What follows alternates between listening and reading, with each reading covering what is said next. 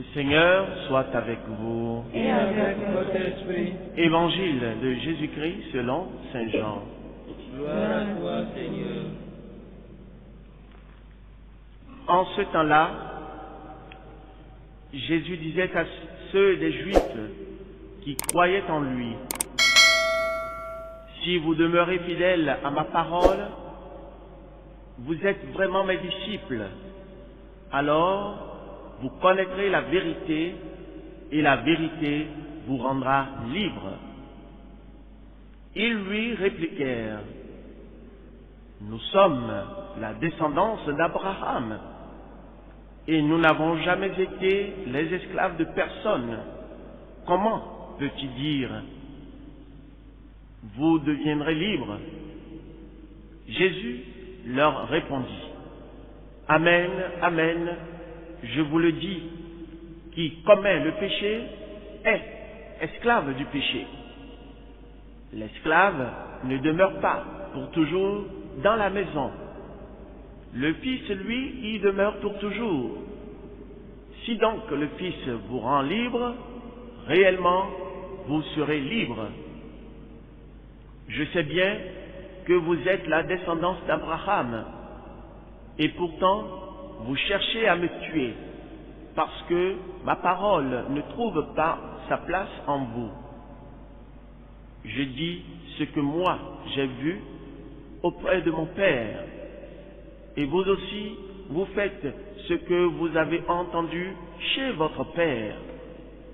Ils lui répliquèrent: notre Père, c'est Abraham. Jésus leur dit: si vous étiez les enfants d'Abraham, vous feriez les œuvres d'Abraham. Mais maintenant, vous cherchez à me tuer, moi, un homme qui vous ai dit la vérité que j'ai entendue de Dieu. Cela, Abraham ne l'a pas fait. Vous faites les œuvres de votre Père. Ils lui dirent: nous ne sommes pas nés de la prostitution. Nous n'avons qu'un seul Père, c'est Dieu. Jésus leur dit: si Dieu était votre Père, vous m'aimeriez, car moi, c'est de Dieu que je suis sorti et que je viens. Je ne suis pas venu de moi-même, c'est lui qui m'a envoyé. Acclamons la parole de Dieu. Louange à toi, Seigneur Jésus.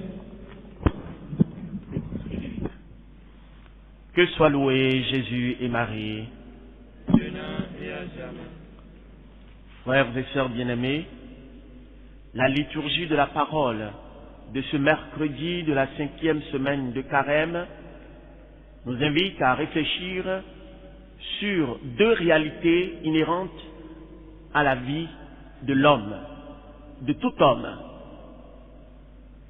la recherche de la liberté, de la vérité,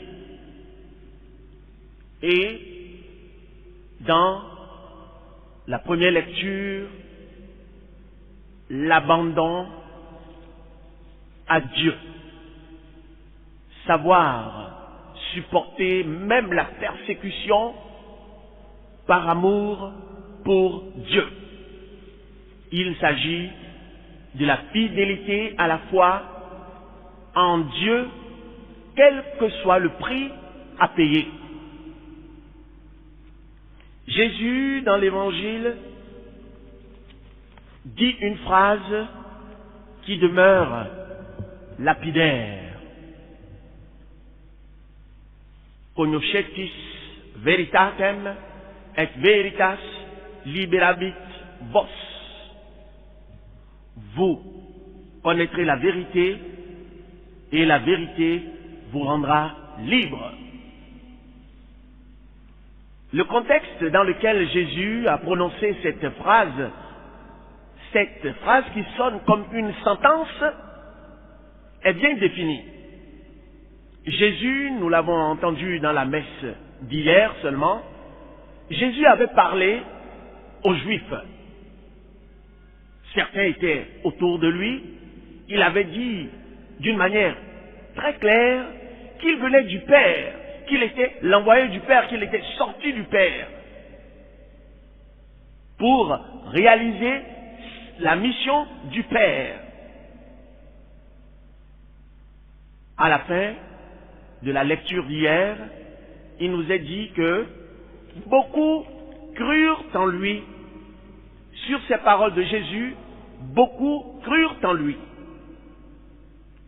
Eh bien, c'est à ceux-là qui sont restés autour de lui, qui ont cru en lui, que Jésus s'adresse.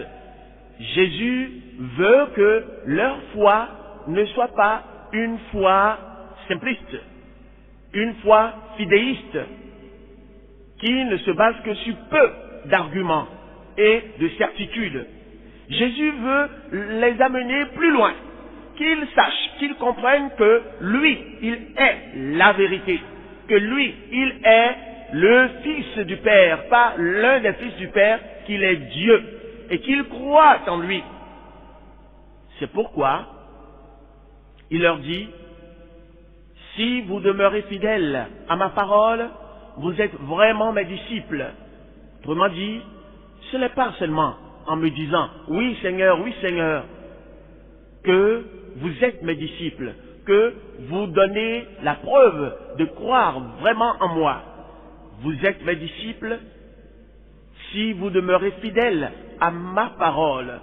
Autrement dit, il ne suffit pas de dire Seigneur, Seigneur, mais il faut accueillir la parole et la mettre en pratique. C'est ce que Jésus dit à son auditoire.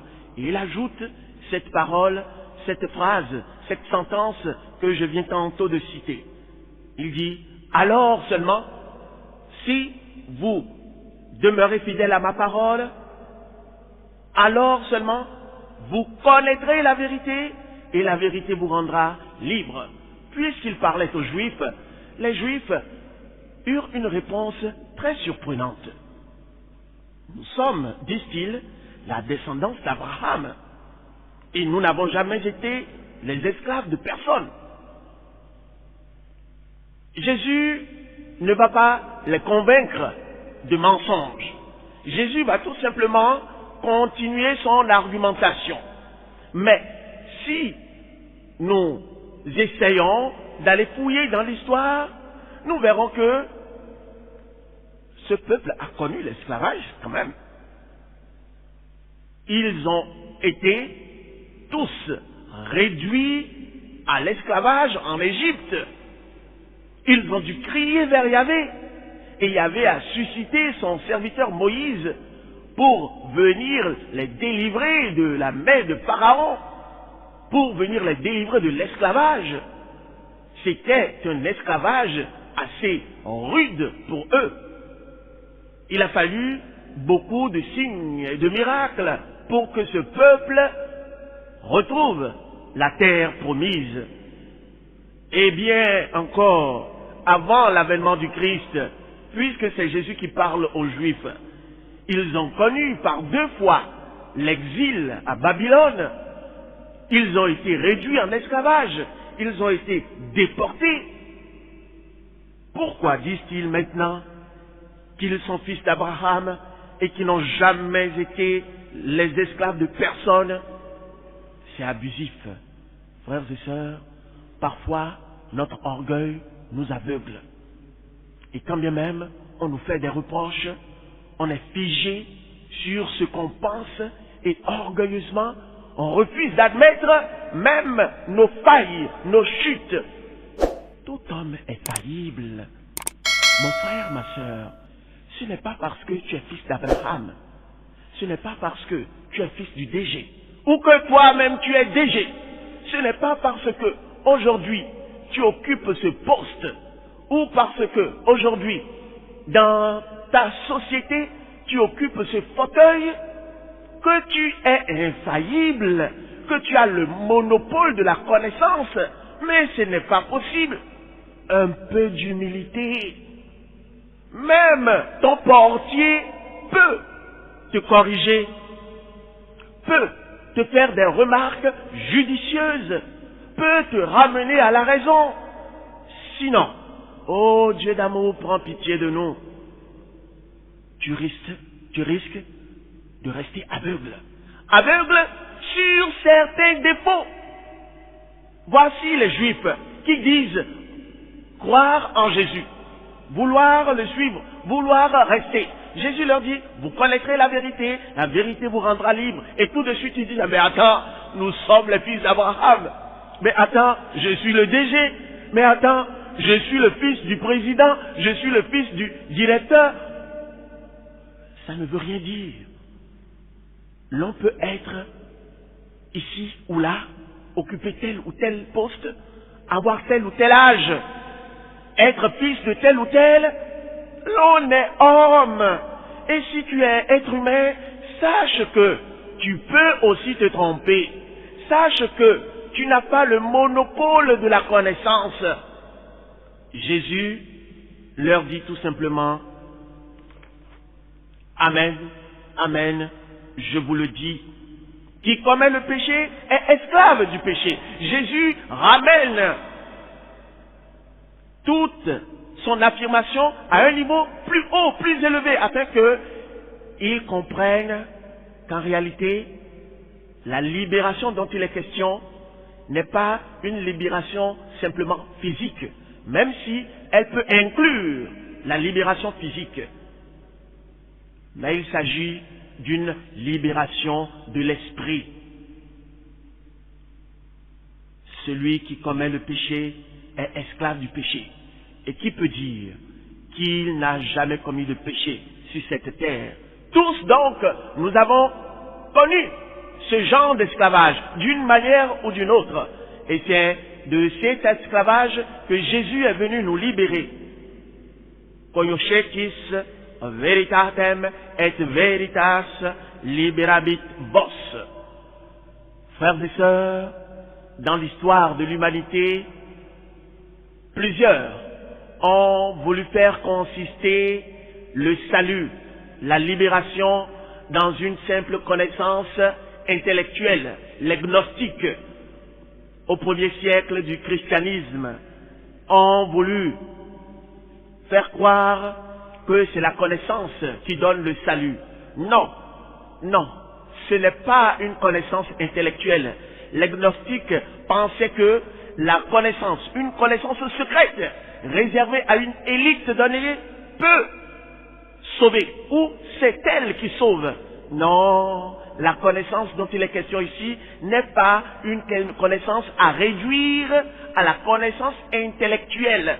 Non, il s'agit d'une connaissance du cœur. Et de quoi est-il question? Il s'agit de la germination dans le cœur, dans la vie de l'homme, de l'annonce de la révélation. Donc, l'accueil de la parole de Dieu en nous et sa mise en pratique. C'est cela, la connaissance dont Jésus parle. Et en définitive, il s'agit de qui? Parce qu'il ne s'agit pas simplement d'une théorie, d'une thèse, non, d'une doctrine tout simplement. Non, il s'agit de la connaissance, en définitive, d'une personne. Cette vérité qui libère, c'est Jésus, puisque lui-même l'a dit. Il a dit, je suis le chemin, je suis la vérité, je suis la vie. Frères et sœurs, je renvoie à ceux qui le peuvent et qui le veulent à deux documents importants du pape Saint Jean-Paul II. Essayons de lire, essayons de nous cultiver. Veritatis splendor, la splendeur de la vérité. Il est bien d'aller lire ces documents, la splendeur de la vérité, dans laquelle le pape décrit comment la vérité libère réellement, comment les hommes se sont fourvoyés dans le mensonge. Et puis, fides et ratio, du même pape. Fides et ratio, la foi et la raison, qui prouve que, en réalité, la raison ne va pas contre la foi, ni la foi contre la raison. Au contraire, ce sont les deux ailes qui nous permettent de parvenir à la veritas, à Dieu qui est vérité. La science ne s'oppose pas à la religion. ni la raison à la foi. Non, ce serait une erreur gravissime de penser ainsi. La religion, contrairement à ce que certains ont pensé, n'est pas l'opium du peuple. C'est l'opium qui est devenu la religion du peuple. Le péché est devenu la religion de tous les hommes. Frères et sœurs bien-aimés, Jésus nous dit que celui qui commet le péché devient esclave. Alors, c'est lui que nous devons accueillir. C'est lui, le Fils, lui qui rend réellement libre. Il dit, si donc le Fils vous rend libre, réellement, vous serez libre. Il faut qu'il nous rende libres. Seigneur, viens nous libérer avant tout de nos péchés, de nos déviances. Viens nous libérer de notre orgueil. Viens nous libérer de nos jalousies. Viens, Seigneur, nous libérer de notre aveuglement spirituel. Et donne-nous, Seigneur, de t'aimer plus que tout. Une fois libre de te trouver, de t'aimer et de te servir.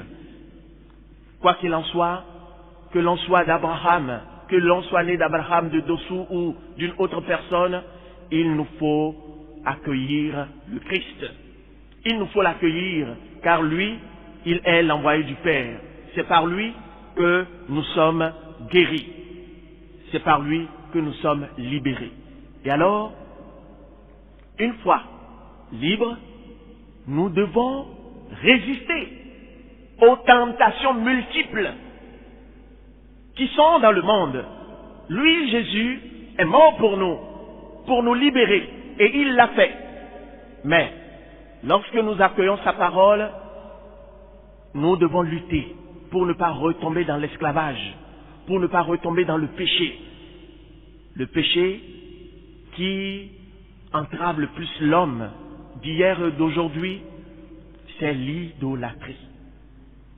Et dans la première lecture d'aujourd'hui, nous voyons comment ces trois personnages se sont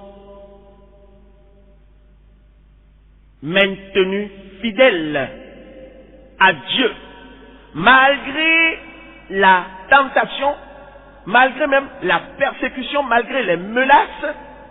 Ils ont dit, nous préférons sacrifier cette liberté fictive, qui n'en est pas une, pour retrouver la vraie liberté de l'esprit. Nous préférons nous laisser brûler vif, plutôt que d'abjurer notre foi. Sidrac, Misak et Abdenago, face à la proposition ou face au choix devant lequel Nabuchodonosor les a mis, ils ont préféré se maintenir fidèles à leur foi. Voilà Jésus qui est venu te libérer. Jésus qui est venu te donner la foi. Tu dis que tu crois en lui. Tu dis que oui, il t'a libéré pour toujours de la mort et du péché. Et maintenant, la vie te met en face deux chemins. Le chemin de la fidélité à Dieu et celui de la perversion, celui de l'idolâtrie. Que choisis-tu? Il est beau de voir comment dans le texte, Sidrac, Misak et Abdenago résistent, mais sans faire trop de longs discours. Ils refusent de servir le Dieu païen, d'adorer la statue d'or érigée par Nabuchodonosor. Celui-ci leur pose la question. Êtes-vous prêts? Si vous n'adorez pas cette statue, vous serez immédiatement jetés dans la fournaise de feu ardent. Et quel est le Dieu qui vous délivrera de ma main? Les trois répondent à Nabuchodonosor. Ce n'est pas à nous de te répondre. Cette première phrase est très forte. Frères et sœurs, il y a certaines personnes qui nous proposent ce qui est mauvais. Ces personnes savent que nous n'aimons pas telle ou telle chose, mais nous les proposons quand même. Notre réponse, attention, ne doit pas être trop longue. Il y a certains même qui nous mettent face à un choix difficile, des dilemmes, où choisir devient pratiquement impossible. Que disent-ils? Que disent Sidrac, Misach et Abdenago? Ils disent, ce n'est pas à nous de te répondre. Nous n'avons pas d'argumentation, nous n'avons pas de discours, de trop longs discours à faire. Non. Ils disent tout simplement, si notre Dieu que nous servons peut nous délivrer, il nous délivrera de la fournaise de feu ardent et de ta main, ô roi. Et même s'il ne le fait pas, sois-en bien sûr, ô roi, nous ne servirons pas tes dieux, nous n'adorerons pas la statue d'or que tu as érigée. Voilà qui est clair. Frères et sœurs, deux choses à retenir. Lorsque l'on nous met face au choix entre Dieu et un non-Dieu, entre Dieu et un anti-Dieu, car l'idole est l'anti-Dieu, nous avons tout simplement à réfléchir comme Sidrac, Misach et Abdenago. Dire, si Dieu, il le veut, il peut nous sauver. Parce que la phrase, si notre Dieu que nous servons peut nous délivrer, c'est dire, Dieu là, s'il le veut, il va nous délivrer. Mais s'il ne nous délivre pas, ne pense pas que c'est parce qu'il en est incapable. Non, il peut nous délivrer. Et s'il le veut, c'est bon. Mais s'il ne le fait pas, sache que nous ne servirons pas de faux dieux. Mon frère, ma sœur, est-ce la maladie? Est-ce l'échec? Est-ce la douleur de voir tes enfants souffrir, etc., qui font que tu as envie d'aller voir des idoles ou d'aller appeler des démons à ton aide ou aller faire des pactes? Oh non! Demeure fidèle à ta foi, quoi qu'il en coûte. Et ainsi, nous connaissons la suite, n'est-ce pas, de la lecture. Nabuchodonosor ordonne qu'on les jette dans la fournaise de feu, mais Dieu les sauve. Dieu les sauve. Ainsi, Dieu te sauve. Dieu nous sauve. Yeshua, Dieu sauve. Crois en lui. C'est lui qui libère. C'est lui qui donne la vraie liberté, c'est-à-dire la vraie paix du cœur. Il ne s'agit pas pour toi, pour nous, d'aller chercher une secte. Aujourd'hui, beaucoup courent derrière des sectes ésotériques pour aller faire des pactes, pour donc aller sacrifier leur foi, abjurer à leur foi. Non, ne fais pas ainsi, puisque on te propose un poste encore plus élevé dans ton service et tes patrons te disent, bon écoute, tu dois commencer par venir à notre réunion, à nos rencontres, etc. Donc ils t'ouvrent la porte de leur secte, de la franc-maçonnerie. Et on te dit, il faut que tu fasses ceci avant d'accéder à tel poste. Oh, n'oublie pas Sidrac, Misach et Abdenago. Ils ont dû sacrifier leur vie. Ils ont dit, même si Dieu ne me délivre pas de telle ou telle situation, je ne vais pas abjurer ma foi. Voilà, frères et sœurs, dans la Bible, il y a eu des cas, n'est-ce pas, de condamnations injustes. Et ces gens-là ont préféré la mort plutôt que de renier leur foi. Rappelons-nous Suzanne, nous avons lu ces textes ces jours-ci. Suzanne, qui injustement accusée, a préféré demeurer fidèle à Yahvé, jusqu'à être conduite au bord de la lapidation. Dieu suscite Daniel.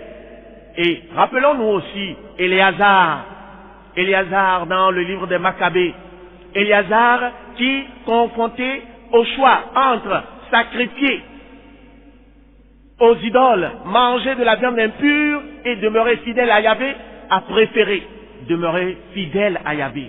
Alors, frères et sœurs, n'oublions pas que nous sommes en temps de carême. Ce temps du carême, c'est le temps où nous devons le temps pendant lequel nous devons demander à Dieu de venir fortifier notre foi, de venir nous aider afin que nous demeurions toujours fidèles à son amour. Frères et sœurs, ne l'oublions pas. Le péché fondamental, premier objet de la colère divine, c'est l'idolâtrie. Ce péché est identifié dans la sébéia. C'est un mot grec. La sébéia, c'est-à-dire l'impiété. Le premier péché, gros péché. Vous savez, le veau d'or, l'anti-Dieu. Dieu n'aime pas l'idolâtrie. Ce péché consiste précisément dans le refus de Dieu, dans l'adoration d'une créature à la place du Créateur. Mais il y a plusieurs manières d'être idolâtre. Trop de moi dans nos paroles. Et lorsque le moi prend la place même de Dieu, l'on idolâtre le moi, le je. Trop de phrases qui commencent par le mot je, moi, qu'on place partout, parce qu'on a un but de notre propre personne. Au fond de toute idolâtrie, frères et sœurs, il y a le culte du moi, le culte de soi-même, le respect de soi, le désir de se placer au centre et à la première place de l'univers, en lui sacrifiant tout le reste. Je suis idolâtre quand je mets ma créature,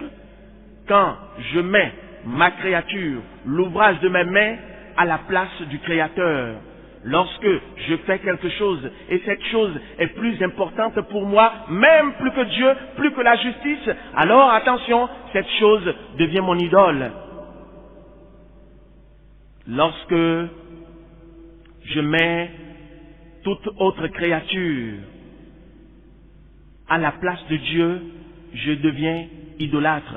Ma créature peut être la maison ou même l'église que je construis. Ma créature peut être la famille que je crée. Ma famille peut devenir mon idole. L'enfant que j'ai mis au monde peut devenir mon idole. Combien de mères aujourd'hui, mères, même chrétiennes, sans s'en rendre compte, font de leur enfant, surtout lorsque cet enfant est unique, font de leur enfant leur Dieu. Allez voir les mamans. Combien de mamans laissent leurs enfants de 2 ans, 3 ans casser leur téléphone qu'elles ont acheté cher, mais seulement parce que c'est leur enfant. Bon, ils aiment le téléphone, ils laissent jouer pour prendre le téléphone et elles acceptent cela. Oh oui, certains enfants deviennent les idoles de leur mère, de leurs parents. Et cela pourrait être aussi l'association que j'ai fondée qui devient mon idole, même si c'est une association de l'Église. Cette association peut devenir mon idole. Nous avons vu des responsables d'associations quitter l'Église catholique pour aller devenir autre chose. La fonction que j'occupe, le poste que j'occupe peut devenir mon idole. Le travail que je fais peut devenir mon idole. L'école que je dirige, l'entreprise que je dirige peut devenir mon idole. Pourquoi? Pour moi, devenir l'idole peut être même le fait de me tenir devant vous et de parler. Ô Dieu d'amour, viens nous libérer de toute forme d'idolâtrie. Que la Vierge Marie, elle qui est la mère du bel amour, modèle de la foi, nous délivre, nous aide à surmonter toute tentation d'idolâtrie. Amen. Que soit loué Jésus et Marie.